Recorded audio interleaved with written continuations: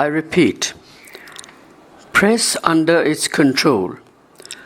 It has stifled every criticism of its anti-people actions.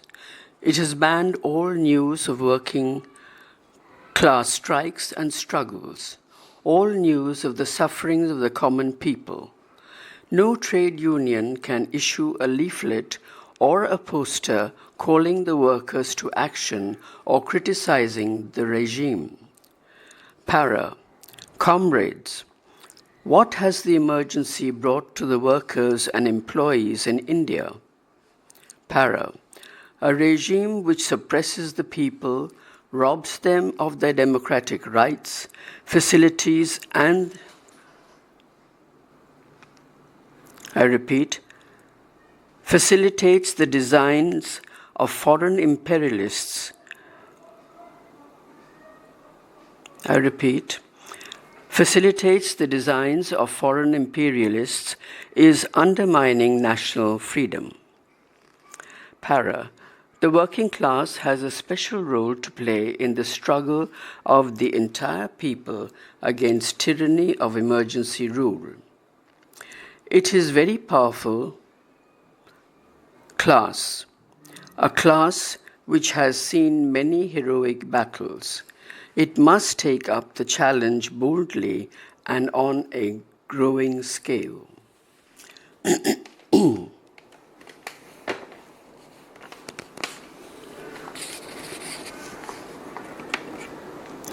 Page 279.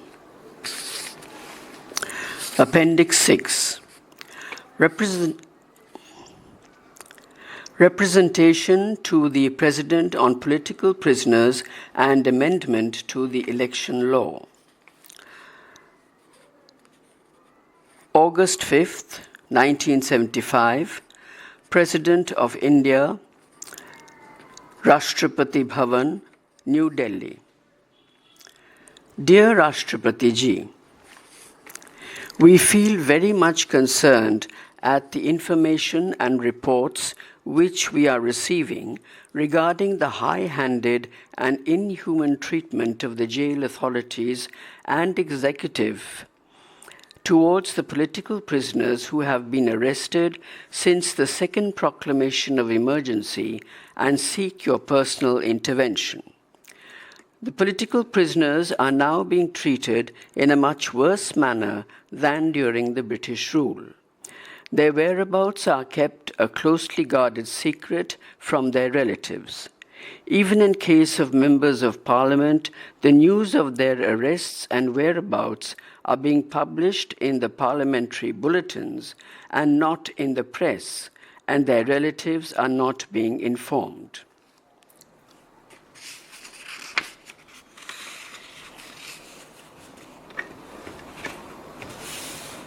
Page 280. From the reports which we are receiving, it appears that Jayaprakash Narayan, Morarji Desai, Jyotirmoy Basu, K.R. Malkani, Chaudhry Charan Singh, and many others in different parts of the country are kept in solitary confinement. Most of them are not even allowed to meet their relatives and lawyers. Para, the jail codes of various states are not being complied with in respect of political prisoners, and they refuse even to have a look at the jail codes and jail regulations.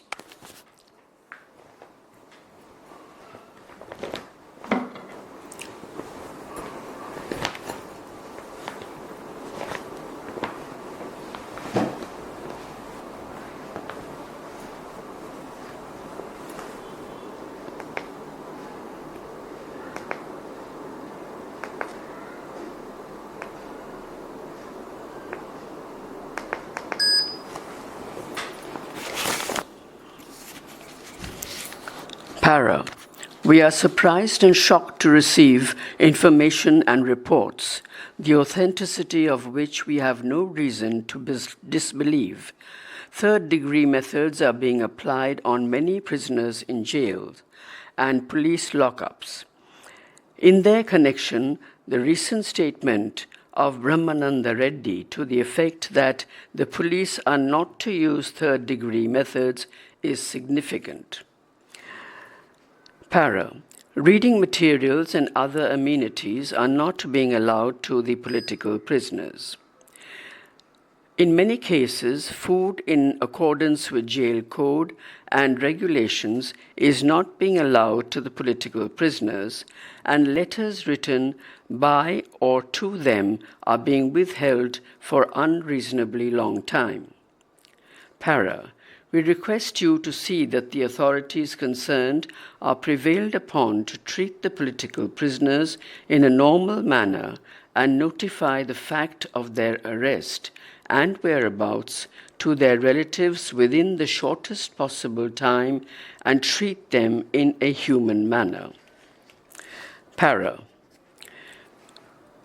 We would further request you to advise the government to allow an all-party delegation of members of parliament to visit jails to look into the condition of the detainees. Thanking you, yours faithfully, signed by the non-CPI opposition leaders, 4 Parliament House, New Delhi.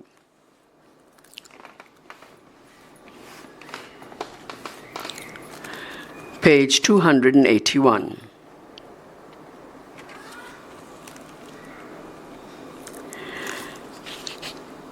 August 5th, 1975, the President of India, Rashtrapati Bhavan, New Delhi. Dear Rashtrapati Ji, we, the undersigned members of Parliament, on behalf of ourselves and also the various political parties we represent, have to submit this memorandum before you in connection with the election laws, open bracket, amendment, close bracket, bill, 1975, introduced in the Lok Sabha on the 4th August 1975.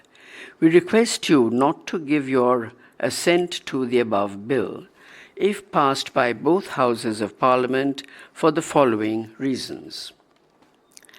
Para. The whole purpose of the Election Law Amendment Bill 1975 is to prevent the Supreme Court from deciding the Prime Minister's appeal in the pending election appeal, according to the law prevailing. The change of law during the pendency of the appeal is obviously for the purpose of helping the Prime Minister to succeed in the appeal. Such a bill, if passed, is bound to destroy whatsoever faith the people have in the rule of law. Since the rule of law is the very basis of democracy, it is desirable that the President may not give assent to the bill. Para. Moreover, the clause 2 and 4b of the bill, if passed, are bound to make fair elections virtually impossible. One of the main reasons which makes the present election procedure unfair consists of the assistance which the ruling party is able to have by utilizing government funds and government machinery for furthering its own election prospects. Clauses 2 and 4b of the amendment bill will always favor the party in power against the opposition parties, because the party in power will be able to secure both official assistance as well as government machinery for its electoral success. These provisions, therefore, do not deserve to be assented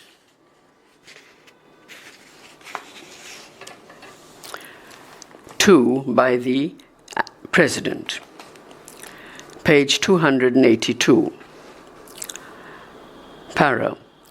It would be recalled that a joint committee of Parliament of Electoral Reforms had made a certain recommendation Thereafter, the government made a definite commitment to discuss with the opposition parties various suggestions for electoral reforms. I repeat, for electoral reforms before bringing any bill for change in the electoral laws. The discussion had started. The opposition parties had submitted their written views on various amendments which were necessary for bringing about reform in electoral process. One of the points emphasized by the opposition parties in their memorandum was that necessary alterations should be made in the law so as to prevent any party from utilizing government funds and official machinery for the success of the candidates. The amendments sought to be made in the amending bill are contrary to the memorandum submitted by the opposition parties unanimously and also contrary to the promise made by the government to consider the recommendations so made, as well as contrary to the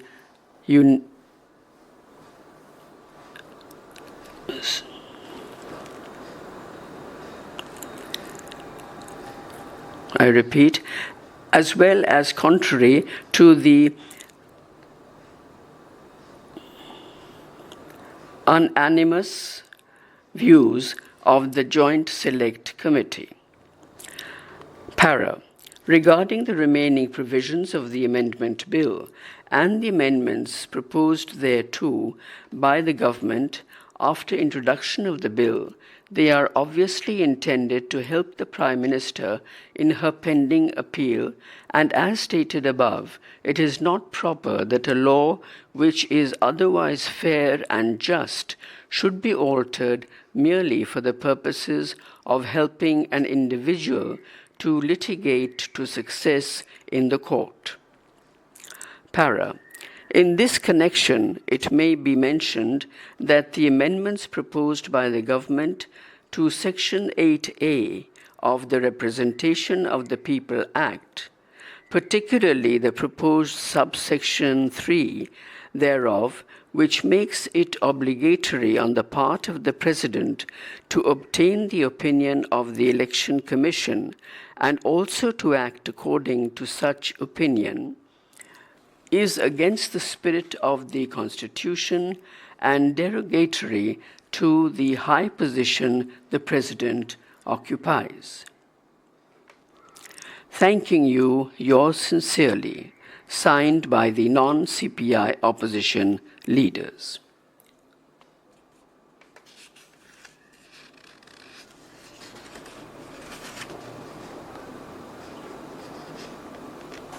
That was page 283.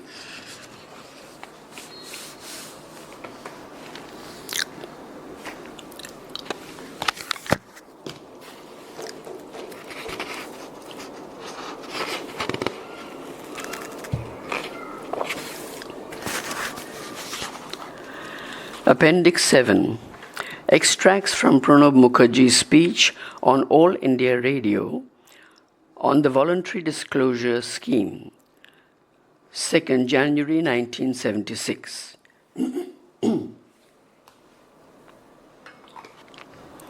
Friends, I have great pleasure in reporting to the nation that the voluntary disclosure scheme launched by the Government of India about 3 months ago has proved a resounding success. According to information compiled up to date, the total value of the income and assets disclosed under the scheme has crossed rupees 1,450 crores. This has proved wrong the prophets of despair. This also speaks volumes for the administrative acumen and understanding of the Government of India, particularly the Ministry of Finance and the Department of Income Tax.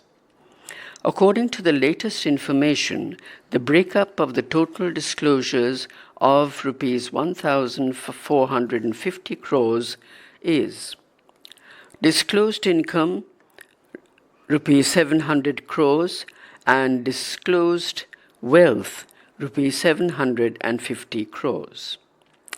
This involves a total revenue of rupees 250 crores by way of taxes on income and wealth. In addition to this, rupees 40 crores has been invested in government securities.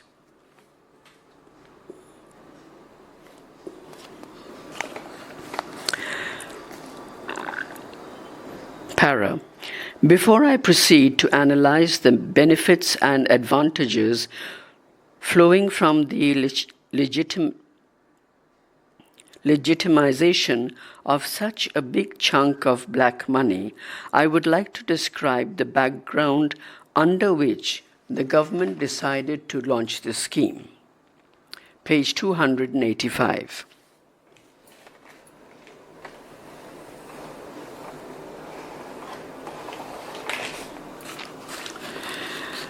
You are aware of the parallel economy that has been undermining our society for such a long time.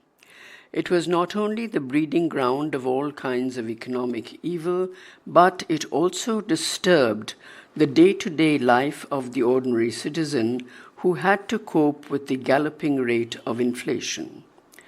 The government was deeply concerned about the evil practices which prevailed in the parallel economy, such as understatement of the sale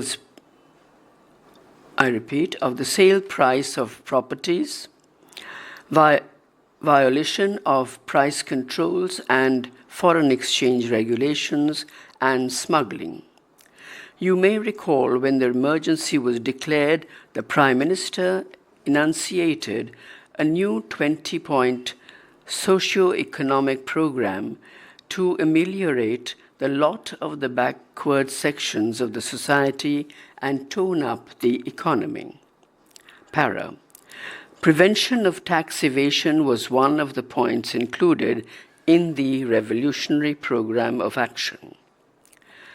Para. It was as a part of the implementation of this program that the Income Tax Department declared an open war against the tax evaders and intensified surveys, searches, and seizures in the entire country. The government also came down with a heavy hand on the smugglers and foreign exchange racketeers. This resulted in the creation of a changed atmosphere in which the black money holders felt panicky and realized in full measure the inevitability of the punishment that awaited them at the hands of the administration. The drive was organized in such an effective manner that the tax evaders felt that detection of concealed income and wealth was only a question of time. Para. The government, however, thought it desirable to give the beleaguered tax evaders their last chance to come clean and turn a new leaf. It was against this background that the idea of voluntary disclosure of hidden income and wealth, subject to taxation on reasonable basis and without any penalty or prosecution, was conceived. Para. The objectives of the scheme were first to offer an opportunity to persons who have evaded tax in the past to declare their undisclosed income and wealth and return to the path of rectitude, and secondly,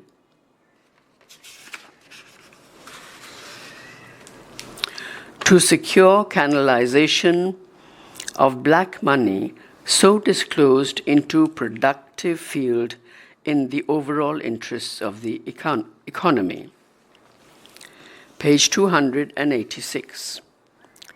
Para. The benefits of the scheme were not made available to persons detained under the Conservation of Foreign Exchange and Prevention of Smuggling Acts, and Prevention of Smuggling Activities Act.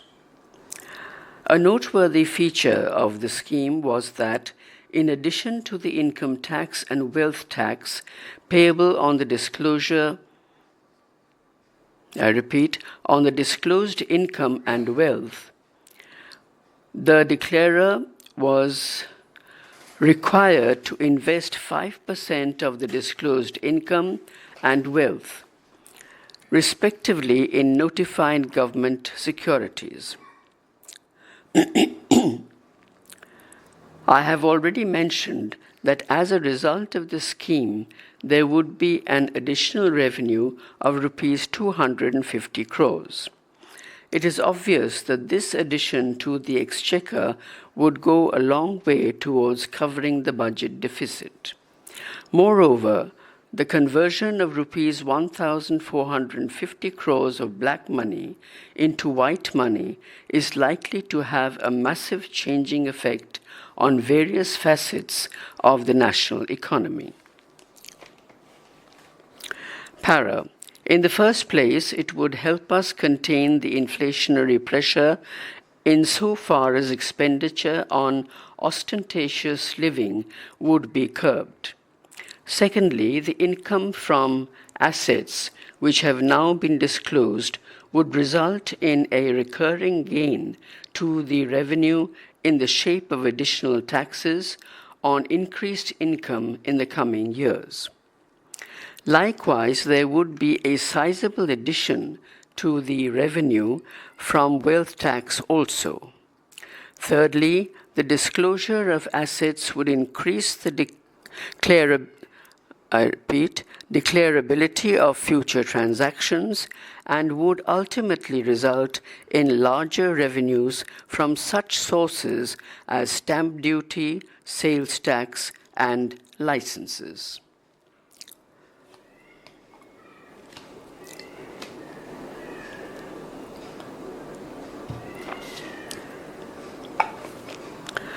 Para.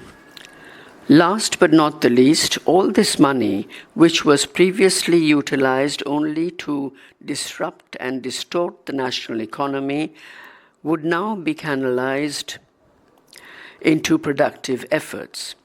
I may also mention that the government intends to utilize the proceeds of the national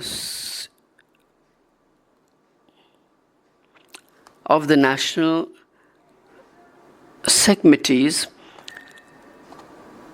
for projects of high social priority like slum clearance and housing for low-income groups.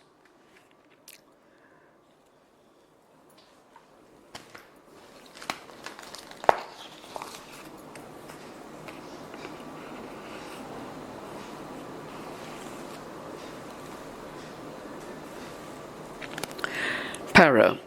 Though the time limit of the voluntary disclosure scheme expired on December 31st, I may bring to the notice of the citizens that even under the normal provisions of the tax law, a disclosure of income and wealth can be made.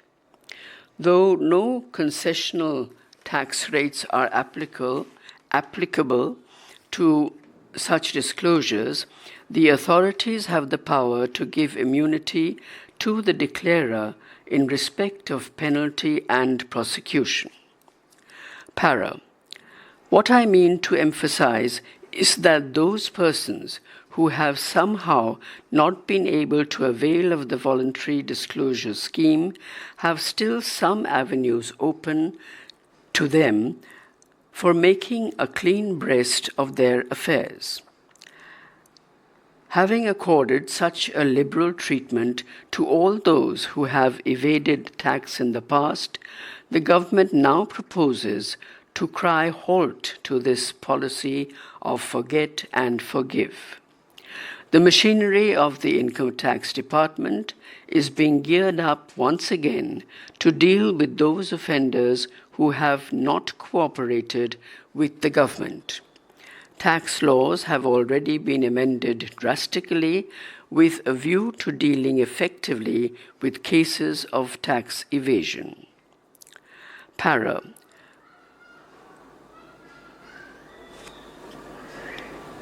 Page 287.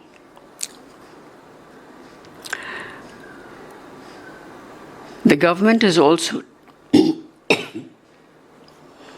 I repeat, the government is also taking adequate steps to strengthen the income tax department so that the administration of these new laws is as effective as possible. The tax evaders have only two options open to them now. One, to come clear and pay taxes due from them under the normal law of the land, or two, to face inquiries, investigations, and consequent penalties and prosecution. I have no doubt that they will take the first option. Para, with my New Year's good wishes, I thank you. Jai Hind.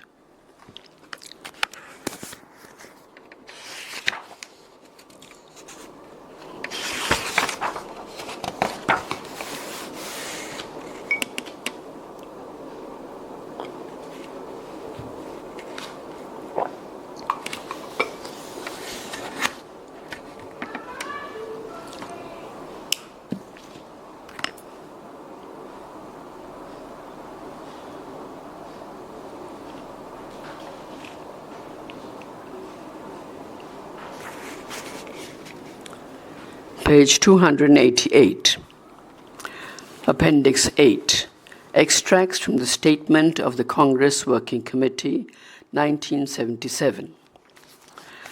Number 1. The Congress Working Committee has been studying in depth the reasons for the electoral defeat of the Congress Party in some areas of the country, particularly in the northern states. The people of this country gave to the Congress continued support and helped to secure electoral victory in few general elections and gave it an opportunity to serve them. In the recent general elections, the Congress failed to return as a majority party to the Lok Sabha. The Congress respects this verdict of the people with humility. The Congress thanks the million of people, its workers, supporters, and sympathizers who had helped the Congress during the election. Number 2, our esteemed leader, Indira Gandhi, has taken upon herself the entire responsibility for the defeat. While this is in the highest tradition of public life, we should like to tell the people that we too share with her the blame for what happened. As we reflect on the situation that faces us, we remember our mentors, Mahatma Gandhi and Jawaharlal Nehru, who never hesitated to admit publicly any error that they committed. Number 3, in analyzing the reasons for this verdict, we have to turn the searchlights on the functioning of our party organization and our government. Page 289. Number 4, it is true that some unfortunate events during the emergency contributed to the defeat of the Congress.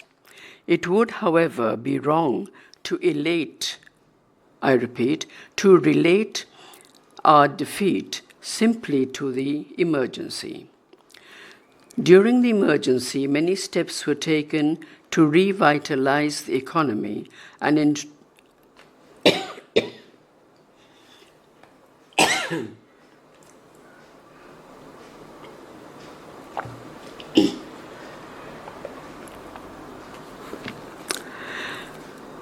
introduce long-neglected social reforms, especially relating to the poor farmers and the scheduled castes and the scheduled tribes. At the same time, it has to be recognized that things happened during the emergency in a manner which alienated